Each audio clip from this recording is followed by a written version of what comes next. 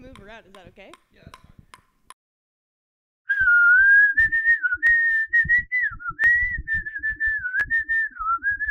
Bible. Welcome to this week's episode of the BIBLE Is That the Book for Me video series. This week we're talking about Chronicles, and not the Book of Narnia Chronicles. We're talking about Chronicles in the Hebrew Scriptures.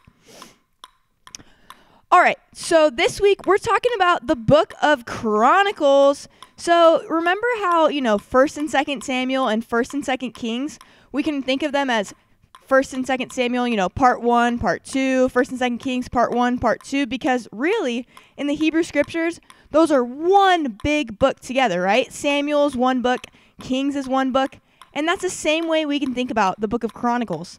The Book of Chronicles is 2 parts, 1 book.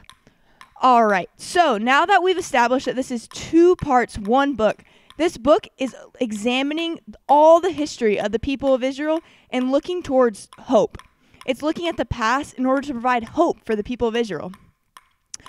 Alrighty, 1st and 2nd Chronicles, the Book of Chronicles, folks. This, in our English Bibles, is like the beginning, middle of the Hebrew Scriptures. But in the Hebrew Scriptures, the Jewish Scriptures themselves, even till today, that's the last book.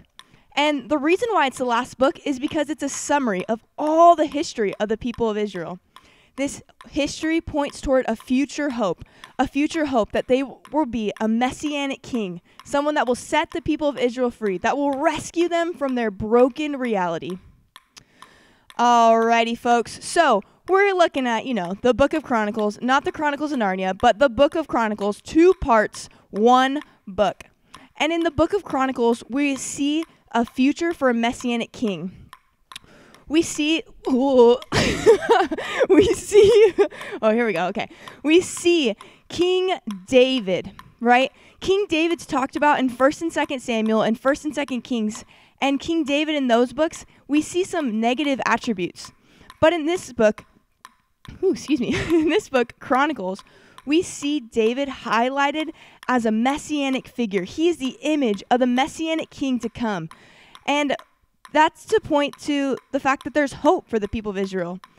In Chronicles, they have just left exile, so they are looking towards hope, and King David is a hopeful figure. We also see examples of good kings and bad kings to point to the people of Israel that in the future they are to be faithful to God and faithful to Torah. This book is a book about hope. It's a book about a future of a messianic king, a king who will come and save the people of Israel, a king who will bring freedom, a king who will bring liberation, a king who will bring hope to this broken reality.